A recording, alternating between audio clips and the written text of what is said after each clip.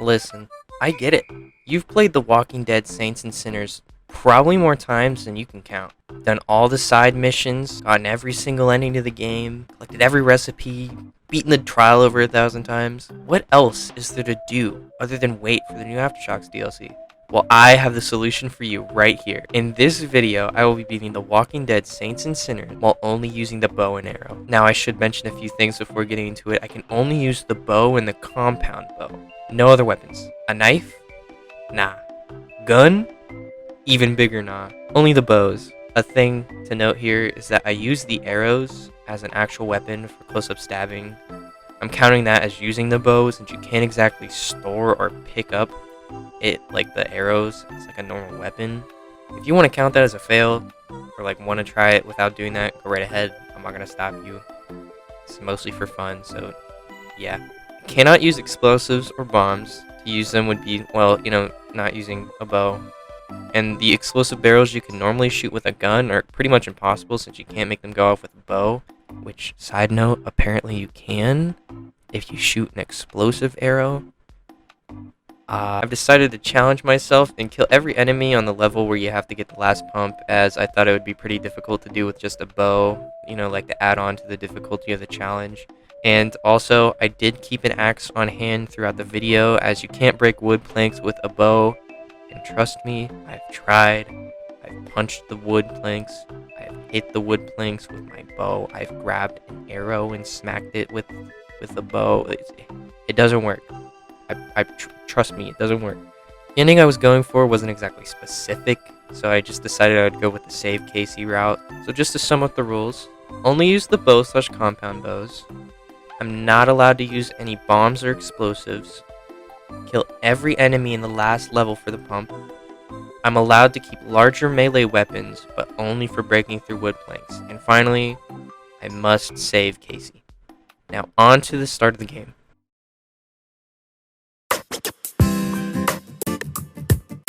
So after setting up our character, we quickly enter the tutorial. First part of the tutorial is easy. You learn your controls and stuff. Problem is, I remember that to get through the tutorial, you have to use a knife and a gun. So you pretty much already failed the challenge, technically. But since it's a tutorial, I'm not going to count it. You can't necessarily get through it unless you do it, so I'm not going to count it. It's like a mandatory use gun, use bow, exactly, whatever. So we're just not going to count this part. After stabbing the first 3 walkers, I spent the next couple minutes throwing an axe at a walker repeatedly until I got the kill. I thought it was funny, don't worry about it. After that section, I realized you can kind of just skip getting grabbed by doing it first. Like, you can grab the walkers and then just throw them back and then just move on with your day. I didn't know you can do that, and you can do it in-game. I did not know you can do it in the tutorial, so that was interesting. After trolling the walkers, I decided to exit the combat tutorial in the most violent way I know. Also, nice, he'll remember this bit. Really love the Telltale games, so that was a really cool reference. Deciding to skip the opening, I quickly moved through the graveyard, picking up and keeping any weapons to trash later for some resources. I soon spot a walker moving towards where I need to go. That's when I decided to mess with them a little bit by trapping them in the same area together, doing a little bit of matchmaking. But that doesn't exactly go as planned. Like, whatever the fuck this shit is. After escaping another walker, I find that gates don't like being closed in front of walkers, so the gate stole my knife from my hand and proceeded to want to kill me. That's cool. Have a good day. Have a good day, man. I'ma go. I pick up as many materials as I can find and move on to my best friend, Henri. First seeing Henri gave me a big fright, as he's normally too scared to hang upside down in front of me. Since Henri has finally started to trust me, he quickly let me begin practicing my boxing skills, since I was going to need it for this challenge. Can't beat every walker with a bow. That's a joke, we can't. I then punched him a little too hard, so I decided to listen to his woes about his love for waterfalls. I made it to my new home, but I need to grab something real quick from the side of my home. This is where we find our very first bow. I scavenged a bit more, recycled the items I scavenged earlier, and set up the radio parts I could. After testing out my new bow, I headed to bed for tomorrow's mission.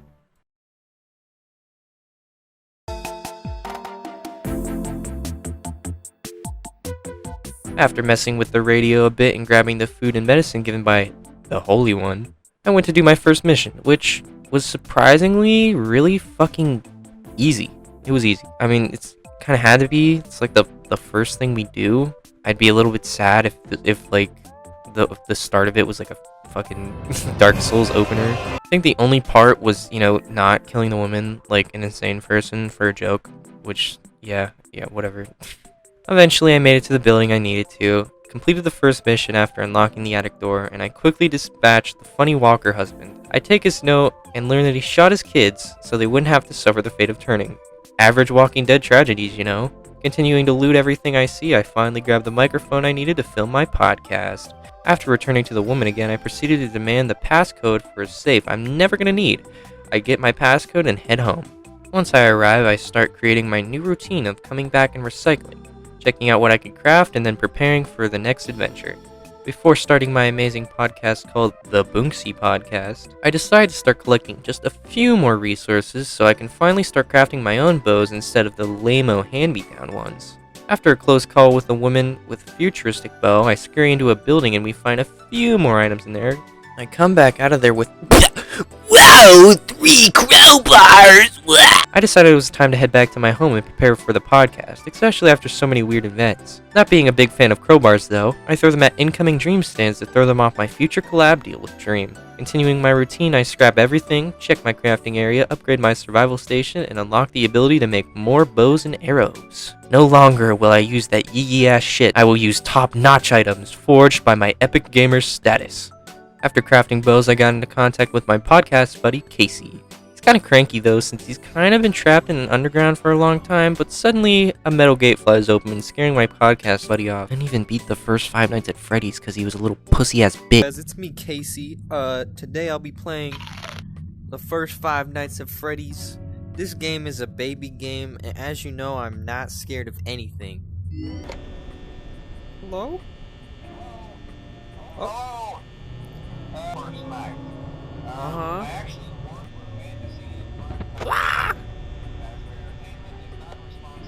Why is the rabbit like that, man? How do I turn this fan off?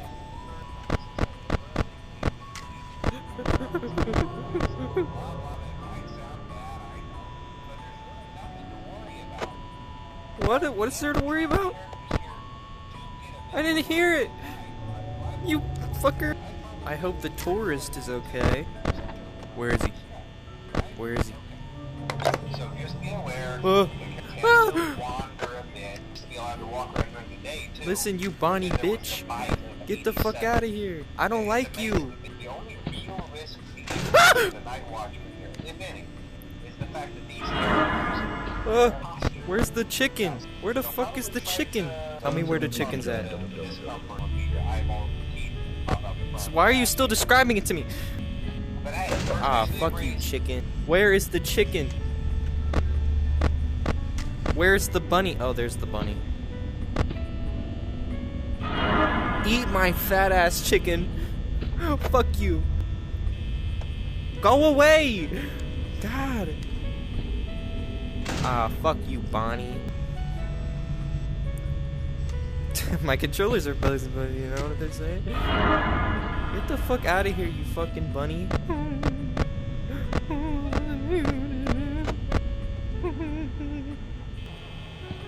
Hey, you little chicken bitch. I'm shutting the door, fuck you.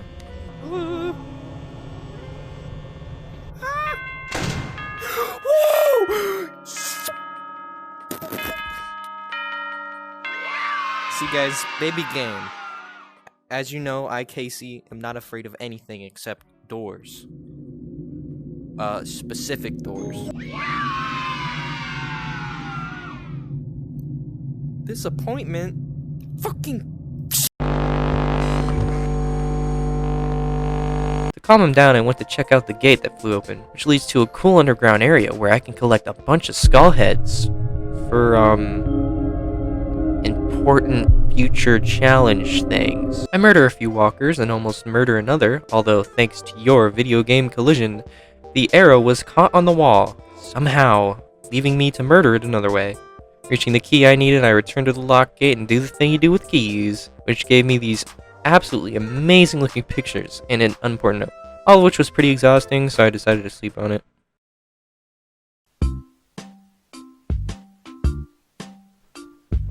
Waking back up, I decided to go where that picture was taken, but before I did that, I had this incredible urge to murder innocent people defending a home. After taking out the first 2 guards, I head in to find out that no one else was there.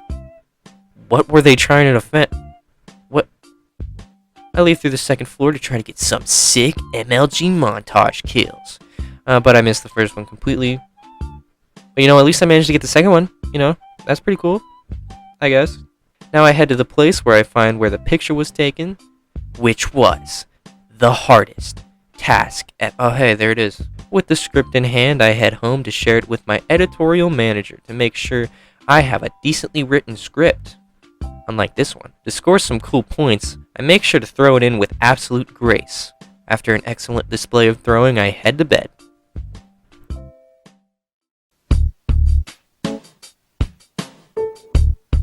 After waking back up, my podcast buddy Casey calls me asking for these pump thingies. Like I'm supposed to know what those are. Kinda just winged it and went to Memorial Lane. After walking through memory lane, I remembered that my old job used to involve me making pump flow regulators, which is funnily enough what Casey was looking for. But to get one of my PFRs, I needed to sneak my way into a red house. Turns out it wasn't too hard since there's like one person blocking the door and they're actually blind. I decided to scour the house while I was there, and to get more materials to make bows and arrows later on. To do that, I needed to take out a couple people who were chilling in the house, doing absolutely nothing. Are you the greatest? While I was sneaking out the back of the house, these 2 people spotted me and asked me to help them save their brother. In exchange for getting their brother, they offered me whatever was left inside the house. Knowing that I already killed everyone in that house and gotten what I needed, it was kind of pointless. But for funsies, I decided to save his brother. To do that, I needed to kill these 4 people and get him out safely. Since his deal was essentially pointless, I ended up killing everyone there, because, for funsies. Walking away with not a regret in my mind, I decide to head home and return the pump, and then enter a nice slumber. After waking up, my podcast buddy Casey hit me up asking me to recalibrate the pump. As if I didn't make these things, bro. Once I recalibrated it, he dropped me the location to go so I can leave it for him to pick up. The fact that he didn't want to meet me in person made me kinda sad. But then I met this girl who was just standing there, menacingly. The moment I reached her, I realized that it was actually that girl that wrote the notes that I didn't care about. Maybe I should have read those. Turns out I was supposed to meet her there anyways, so after investigating her request, I accepted her deal. In return, she gave me another image. Although, she did look kinda hungry, so I fed her the paper. I was gonna eat that later anyways. Before I could go, I had to go to the drop location and drop off that pump flow regulator. While acting as Walker-like as possible, I'm a zombie. Don't worry about me. I eventually get into a chase and ask her for help to take out some Walker. I give her thanks and head back home. From there, I make my way to the ward to get the next item I need. The ward is probably my favorite area since it's the only consistent area where you can find groups of people to use your weapons on. But that's going to be pretty interesting to try to kill everyone there with a bow. But first I scavenge the apartment complex just so I can grab a few extra items before starting my bow attack on the people guarding the next script. After grabbing some items, I head out. Finally, at the group, I proceed to take out the first guard. Then when trying to get the other, I end up missing pretty bad and get into a lot of danger. I almost died because these arrow shots wouldn't go through to hit this one person, but they would be able to shoot me through it. Truly a base collision system. After taking out a few more guards, I head in a little further. At this point, I've already lost a bow, leaving me with one left, which is pretty bad considering I still had plenty of people to take out. Eventually, I got all the people that posed an actual threat and went to grab the podcast script. Once back home, I recycled all the items I picked up, went to make 2 new bows to replace my stash. After the last run, I lost all my bows. Then I upgrade to unlock the extra backpack storage and grab my axe and head straight to deliver my script for review with an epic throw to make the script more convincing.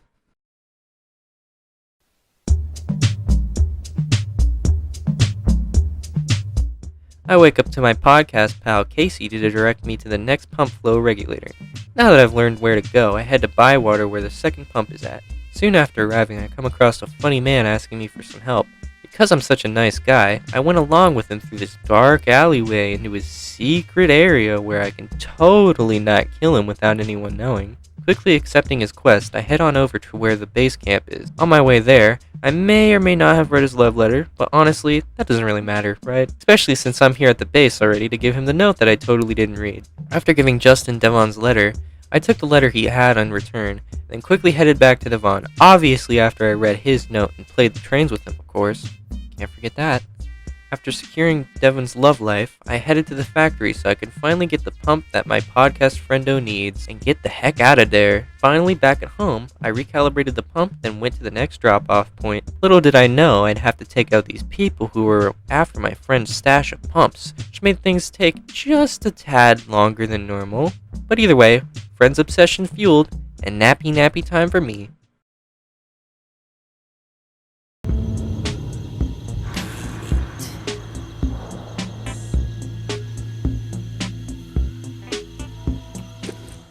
After waking up, it seems Casey's busy doing something.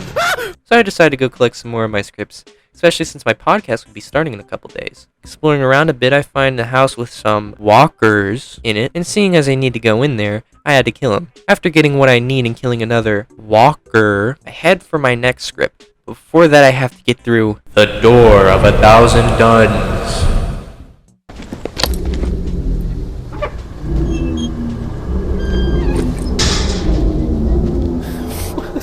What's happening? Stop. Seems the duns weren't for no reason, as the house that my script was in is completely overrun with walkers, which means I'm gonna have to do a lot more TFT taunt kills just to get in. I decided to take the secret way in as to not arouse any suspicion in the walkers, which immediately did not go as planned since there was someone right there. Like they just spawned there or something. After some exploring, it turns out my script wasn't there, so I decided to try next door. After killing some more walkers, I ended up missing and getting myself killed. Truly unfortunate. Good thing I could just come back to life. To get back where I was, I decided to take the door of 1,000 duns, which was like twice as bad the second time somehow. Why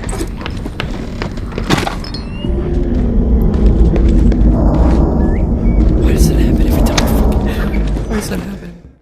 I finally get back there to get my stuff, my script, and this nifty new bow and arrows. Now, on my escape, I did actually use a barrel somehow. It seems kind of obvious, but I figured the explosive arrows wouldn't affect the barrel or something.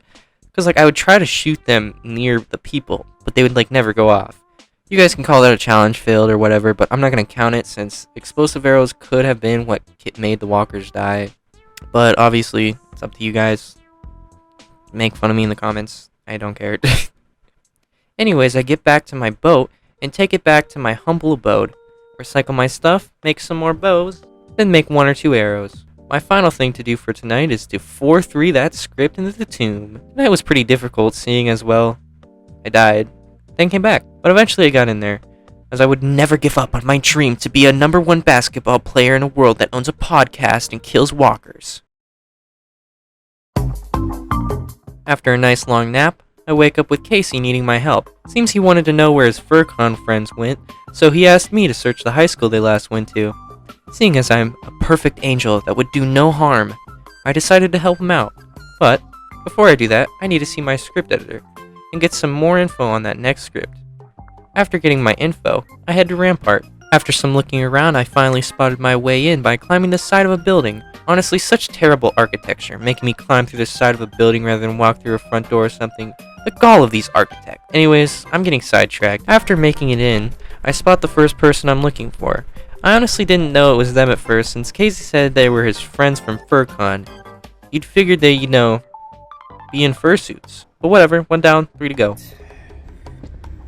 What? Don't fucking scare me. I was just trying to see why this bat no work on him. What is your issue? After getting scared like a man, I go to look for the others. I found one in the gym, and another in the secret part of the gym. On my way to the secret part of the gym, I come across this interesting note. And I get respect hey, I bet you think VR is for kids only. Well, you're just a big stupid head if you think that. VR is fun for anybody who is cool. If you play VR, you will become handsome. Just look at me now. And this is an image of me right now. After playing VR. It's right there. So far, it was kind of sad to see that so many of Casey's friends were dead. But you know, what can you do? After some more searching, I found his last friend, and he was alive! Social interaction scares me, so I kept the bow and arrow on me in case he did something scary. Then he blinked, and scared me half to death, so I stabbed him in the head with a bow and arrow. With no remorse. His fault for blinking. Seeing as my task was done, I decided to look around the school some more and head home. Once home, I do my daily tasks. That's starting to get annoying by now, lol. No, I'm not. Then I talked to Casey about his furry friends. Finishing that conversation, I decided to go to bed.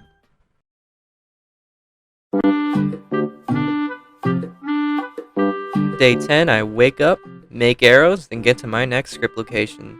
Now this next location is the first location we've ever gone to. That's right, the Blue Palace.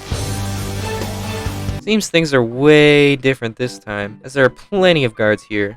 Things unfortunately do not go as planned, as I escape death once, only to die a few seconds later. The masks they use kind of pose a problem since you can't exactly shoot an arrow through them, but now that the entrance is clear, I can finally get into the palace to get my script. Once in, I come across a few enemies, and this right here, by the way, is what I'm talking about. If the arrow doesn't hit the enemy, they won't explode, which is why I think the challenge is still a go. Okay, so it just turns out I was a fucking idiot. I did some testing where I would just go around shooting things with the explosive arrows, and they do explode. They do explode by fucking landing, as long as you shoot them. So either I'm just really fucking stupid, and I shot a normal arrow and didn't realize it, or I did shoot it and it was like this one in a lifetime glitch, and I'm just brain dead. But it does work. You can, all you have to do is shoot it. I'm just stupid. So I still don't know what to do about that one part. I guess since technically the explosion caused the barrow to also explode, it's also like I did technically use an arrow to kill them. I don't know. I'm probably definitely reaching. I don't know. It's up to you guys. I really don't. I really don't care. I'm not gonna redo this whole challenge over that. So yeah, I just figured I would explain it here. And so yeah, thank you. Eventually, I made it to where I needed to go. Sadly, my bow broke before I can get what I needed, so I'm gonna have to big brain this to get my script. Luckily, they aren't the sharpest tools in the shed, and I made it out there with no issues. After a lovely compliment, I don't even like the way you walk. I head back home. Once home, I do quite possibly the last 4-3 I will ever do and drift off to sleep.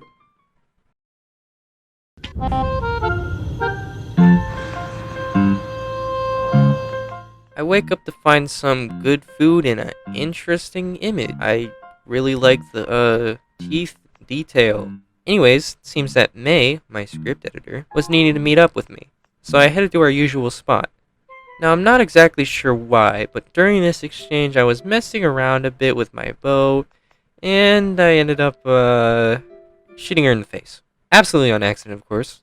When I first did this, I thought I fucked up so bad, because normally she would leave the key for you and stuff, right?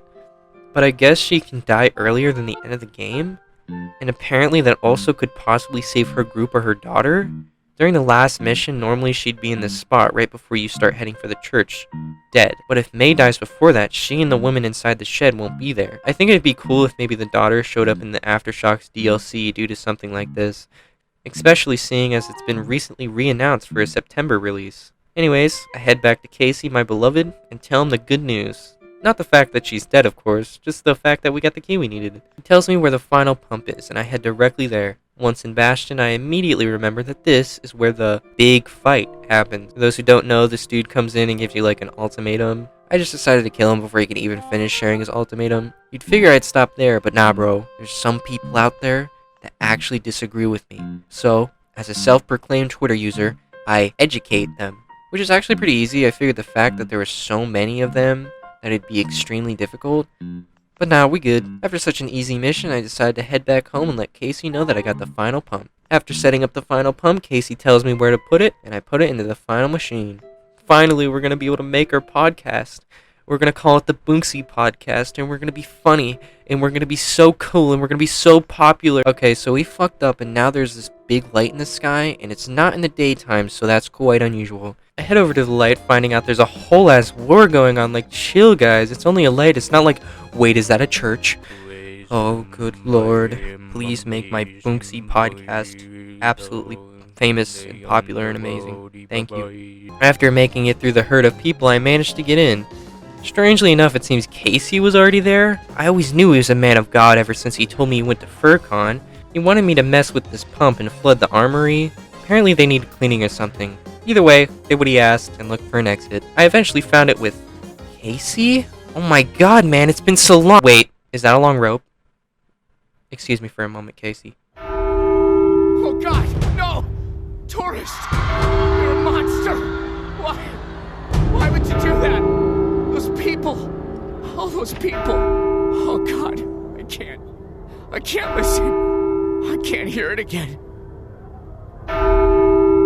After ruining Casey's life by ringing a bell, I leave him by his lonesome and head to the secret bunker to get some leftover items. Then I finally finish the game. So, is it possible to beat the Walking Dead Saints and Sinners with bows only?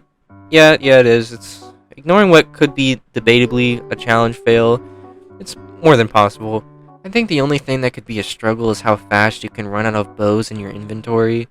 Since they've got to be holstered in the big slots, you can only really hold up to about 3 bows at a time. But they break really fast, especially if you suck at aiming with them. But not enough to make the challenge impossible. Other than that, thanks for watching. This is my first time making one of these, and for the most part I had fun.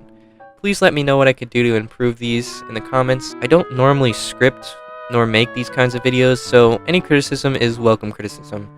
My next challenge, if I make another one, might be a knife-only playthrough of the Saints and Sinners, so let me know if you guys would like to see that.